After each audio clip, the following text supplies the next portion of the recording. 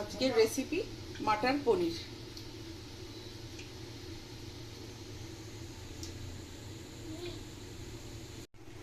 আজকে তোমাদের সাথে যেটা শেয়ার করব সেটা সেই রেসিপিটার নাম হলো মটর পনির। মটর পনির, মটর পনির, মটরশুঁটি দিয়ে পনির। খুব সিম্পল একটা রেসিপি, তবে আমি যখন সিম্পল রেসিপি দেখাচ্ছি অবশ্যই একটু টুইস্ট থাকবে রেসিপিটায়।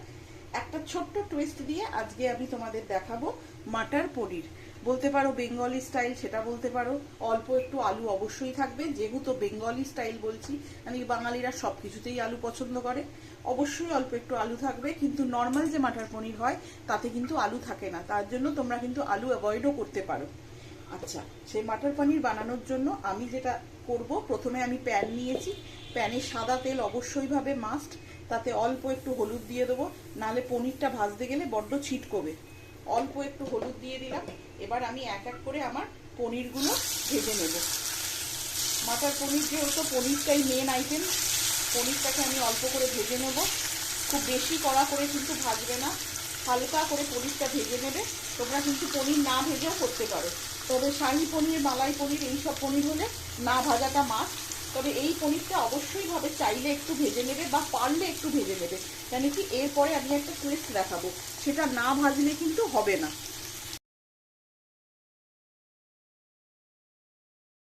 আমার পনিরটা মোটামুটি ভাজা কমপ্লিট হয়ে গেছে। এইবার আমি দেখো পাশে একটা গরম জল রেখেছি, এটা গরম জলের বাটি, এটাতে গরম জল আছে। এই গরম জলের বাটিতে আমি অল্প এক চিলতে হিং দিয়ে দেবো। এক চিলতে যে কোনো কোম্পানির হিং তোমরা ব্যবহার করতে পারো। অল্প একটু হিং আর অল্প একটু ব্ল্যাক সল্ট মানে বিট নুন। অল্প একটু হিং আর অল্প একটু বিট নুন কিন্তু তোমরা জলটায় দেবে। নর্মাল নুনও দিতে পারো, বাট প্রেফারেবল বিট নুন। এইটা দিয়ে জলটাকে তৈরি করবে। তারপরে পনিরগুলো, যে পনিরগুলো ভাজা হয়েছে সেগুলো এই জলে দিয়ে দেবে। ভাজার পরে এই জলে দিয়ে দেবে হিং দেয়া আর বিট নুন দেয়া যে জলটা, সেগুলো কিন্তু ভাজার পরে এই জলেই দিয়ে দেবে পনিরটা। দেখো আমি ভাজার পরে এক এক করে দিয়ে দিচ্ছি জলে। আমি কিন্তু পনিরগুলো এই জলে ভিজিয়ে দিয়েছি। পনিরটা একটু ভিজিয়ে তুলবে, তাহলে কি হবে, একটা পনিরটার মধ্যে একটা দারুণ টেস্ট আসবে, একটা হিং আর বিট নুনের একটা অসাধারণ টেস্ট আসবে। পনিরটা ভেজে নেওয়ার পর যদি তোমরা তুলে রাখো, দেখে নাও হিং আর বিট নুনে গরম জলে ভেজানোর পর আমি কিন্তু পনিরগুলোকে তুলে রেখেছি। এবার আমি রান্নায় যাব। প্রথমে পনিরটাকে তৈরি করে নিলাম। একটুখানি টুইস্ট দিয়ে একবার করে দেখো, ভালো লাগবে। এইভাবে ভিজিয়ে কিছুক্ষণ ভেজানোর পর পনিরটাকে তুলে রাখবে, তারপরে মেন রান্না শুরু করবে। এবার তেলের মধ্যে আমি দিয়ে দেবো আমার এই পিউরিটা। এটা কিসের পিউরি? এতে আছে পেঁয়াজ, আদা, রসুন আর টমেটো। টমেটোটাকে সেদ্ধ করে দেবে। পেঁয়াজ আর টমেটোটাকে চেষ্টা করো সেদ্ধ করে দিতে। পেঁয়াজ আর টমেটোটাকে চেষ্টা করো সেদ্ধ করে তারপরে পিউরি করতে। আদা, রসুন, পেঁয়াজ আর টমেটো, পেঁয়াজ টমেটোটাকে আমি সেদ্ধ করে নিয়েছি, নিয়ে একটা পিউরি বানিয়েছি। এই পিউরিটা এবার আমি তেলে দিয়ে দেবো। দেখো তোমরা যতটা গ্রেভি খাবে সেই পরিমাণ কিন্তু পিউরি দেবে তেলের মধ্যে। পিউরিটা দিয়েই কিন্তু গ্রেভিটা তৈরি হবে। যতটা পিউরি দেবে ততটাই গ্রেভি মোটামুটি হবে, অল্প একটু এতে জল পড়বে, সেই হিসাবে বুঝে শুনে কিন্তু দেবে। এবার আমি এটাকে আঁচ বাড়িয়ে কিছুক্ষণ কষতে দেব, যাতে এটা কিছুক্ষণের জন্য ফুটতে থাকে, গ্রেভিটা একটু শুকোয়। এতে টমেটো আছে, পেঁয়াজ আছে, অল্প একটু জল দিয়েছি, যার জন্য কিন্তু এতে প্রচুর জল বেরোবে।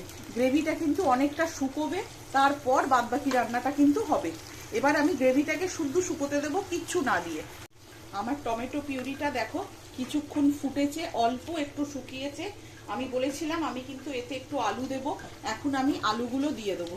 অল্প একটু আলু দেব, জাস্ট বাঙালি টেস্টটার জন্য বা বাঙালি আনাটা বজায় রাখার জন্য। আমরা যেহেতু একটু আলু খাই, বাঙালিরা একটু আলু পছন্দ করে, জাস্ট একটুখানি আলু দেওয়া। অনেকেই হয়তো জিজ্ঞেস করবে এতে আলু দেওয়া যায় কিনা, সেই জন্যই আমি আলুটা দিলাম। তোমরা কিন্তু অবশ্যই ভাবে আলু অ্যাভয়েড করতে পারো, এটা কোনো প্রয়োজন নেই। মটর পনিরে আলু দেয় না, আমি জাস্ট আমরা খাই বলে দিলাম।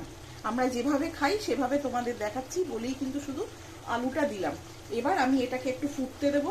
দেখো কিছুটা শুকিয়ে গেছে, আরও অনেকটা শুকাবে কিন্তু এটায়, যেহেতু প্রচুর জল ছিল, টমেটোটায় হিউজ জল বেরোয়, পেঁয়াজে জল আছে, আমি আবার একটু মিক্সিতে বাটার জন্যও কিন্তু জল দিয়েছিলাম এতে, যার জন্য এটা কিন্তু এখন অনেকটা শুকোবে যতক্ষণ না তেলটা বেরোচ্ছে না।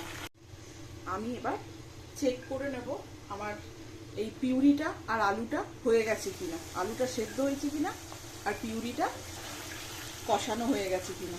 দেখো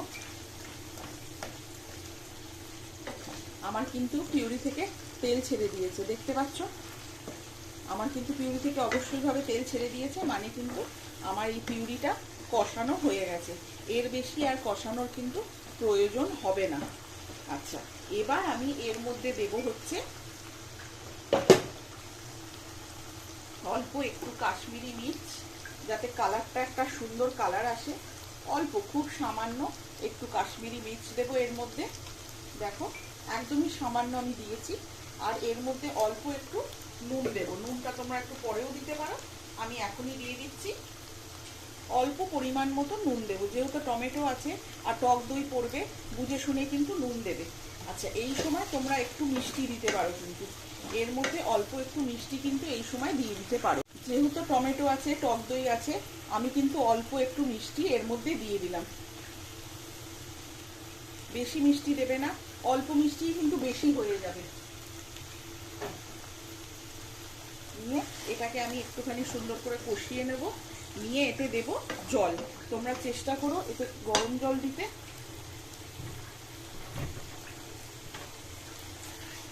আমার কষানো হয়ে গেছে, এতে আমি দিয়ে দেবো মটরগুলো। যেহেতু মাটার পনির, মাটার কিন্তু অবশ্যইভাবে একটু বেশি দেবে। মটর দেয়া হয়ে গেছে, আমার যাবতীয় নুন, হলুদ, মশলা সব কিছুই কিন্তু দেয়া হয়ে গেছে। এবার একটা জিনিস আমি দেব, সেটা হলো অল্প একটু টক দই, পরিমাণ মতন টক দই। তোমরা যেরাম পরিমাণ পছন্দ করবে সেরাম পরিমাণ দেবে। এগুলোর কিন্তু কোনো এক্সাক্ট পরিমাণ হবে না, কোনো রান্নাতেই হয় না। তোমরা যেরাম টেস্ট পছন্দ করো সেরাম ভাবে কিন্তু তোমাদের দিতে হবে। দইটা দিয়ে অবশ্যই একটু তাড়াতাড়ি নাড়িয়ে নেবে, না হলে কিন্তু দইটা একটা লাম ফর্ম করে যাবে। অবশ্যই ভাবে নাড়াতে থাকবে দইটা দেওয়ার পরে। আর দই যখন দেবে কিন্তু আঁচ কমিয়ে দেবে। দেখো কি সুন্দর একটা কালার এসছে। হালকা করে আমি এটাকে নাড়িয়ে নেব। নিয়ে এবার আমি দিয়ে দেবো এতে জল। আমি যতটা গ্রেভি পছন্দ করব ততটাই কিন্তু জল এর মধ্যে দেব। নুন, মিষ্টি, হলুদ সবকিছুই কিন্তু আবার দেয়া হয়ে গেছে। দইটা দিয়ে সুন্দর করে একটুখানি বেশিক্ষণ নাড়াবে, যাতে লাম্প ফর্ম না করে। দই অবশ্যই ভাবে ফেটিয়ে নেবে। তবুও কিন্তু ঠান্ডা দই বা নর্মাল রুম টেম্পারেচারে দই যখন দিচ্ছ, গরমের মধ্যে অবশ্যই ভাবে কিন্তু নাড়াতে থাকবে, না হলেই কিন্তু লাম্প ফর্ম করে যাবে। এটা কিছুক্ষণ নাড়ানোর পর এতে আমি দিয়ে দেবো জল। দেখো কিছুক্ষণ নাড়িয়েছি আমি, আমার কিন্তু পুরো মশলাটা থেকে তেলটা বেরিয়ে এসছে, দই হয়ে গেছে না, মানে কুক করা। এবার আমি এতে অল্প একটু জল দেবো। যতটা পরিমাণ তোমরা জল চাইবে, যতটা গ্রেভি চাইবে ততটাই কিন্তু জল দেবে। কতটা পনির দিচ্ছ, কতটা মটর দিচ্ছ, কজন খাবে, সেই হিসাবে কিন্তু হিসেব করে বুঝে শুনে জলটা দেবে। আমি পর্যাপ্ত পরিমাণ জল দিয়ে দিয়েছি। জলটা একটা ফুট হয়ে গেলে কিন্তু এবার পনিরগুলো দিয়ে দেবো। এবার আমি এর মধ্যে পনিরগুলো কিন্তু দিয়ে দেবো। পনিরগুলো ভেজে জলে দিয়ে রেখেছিলাম কিছুক্ষণের জন্য, হিম জলে, সেটা তোমরা দেখেছো। এবার আমি পনিরগুলোকে এর মধ্যে দিয়ে কিছুক্ষণ ফোটাবো। কিছুক্ষণ ফোটালেই কিন্তু আমার পনির ডান হয়ে যাবে। অল্প একটু চাপা দিয়ে নেবে প্রয়োজন পড়লে, নিয়ে কিছুক্ষণের জন্য ফোটাবে, তাতেই কিন্তু পনিরটা হয়ে যাবে। আমার পনির কিন্তু এবার নামাবার সময় হয়ে গেছে। এর উপর আমি দিয়ে দেবো কিন্তু অল্প একটু শাহি গরম মশলা আর কসুরি মেথি। কসুরি মেথিটাকে আমি শুকনো কলায় খড়িয়ে, মানে শুকনো কলায় হালকা একটু নেড়ে শুকনো কড়াতে আমি কিন্তু মিক্সিতে পেস্ট করে নিয়েছিলাম। মানে শুকনো মিক্সিতে করবে, কিন্তু জল দেবে না একদমই, তাহলে কিন্তু তুমি রাখতে পারবে না, তেতো হয়ে যাবে, রাখা যাবে না, খারাপ হয়ে যাবে। শুকনো কড়াইতে, একদম শুকনো কড়াইতে অল্প একটু কসুরি মেথি, সেটাকে হালকা করে নেড়ে তারপরে মিক্সিতে গ্রাইন্ড করে নেবে, তাহলেই কিন্তু হয়ে যাবে। তার সাথে শাহি গরম মশলা মিক্স করে রেখেছিলাম। এটা কিন্তু অনেক রান্নাতেই দেওয়া যায়, দেখাবো তোমাদের কোন কোন রান্নাতে তোমরা দিতে পারো। এইটা কিন্তু আমি অল্প একটু দিয়ে দিলাম নামাবার আগে। এটা একদমই নামাবার আগে দেবে, নিয়ে হালকা হাতে একটু মিক্স করে নেবে, যাতে পুরো ঝোল মানে পুরো গ্রেভিটাতে গরম মশলাটা লেগে যায়। না হলে শুধু পনিরগুলোতে লেগে থাকবে, একটাতে লাগবে একটাতে লাগবে না। হালকা হাতে পনিরটা যাতে ভেঙে না যায়, হালকা হাতে কিন্তু একটুখানি। আমার কিন্তু দেখো রান্না কমপ্লিট হয়ে গেছে। এবার আমি এতে নামাবার একদম আগে অল্প একটু কেওড়া জল দিয়ে দেবো। অল্প, তোমরা যেরকম টেস্ট পছন্দ করবে। কেওড়ার অনেকে বেশি টেস্ট পছন্দ করে, মানে স্মেলটা, উগ্র স্মেলটা। অনেকে কিন্তু হালকা স্মেল পছন্দ করে, সেই হিসাবে কিন্তু তোমরা কেওড়া জলটা দেবে। কেওড়া জল দিয়ে হালকা হাতে একটুখানি নাড়বো, একটুখানি ফুটতে দেবো, অল্প একটুখানি নিয়ে কিন্তু এবার আমি সার্ভ করে দেবো। আর কোনো কাজ নেই।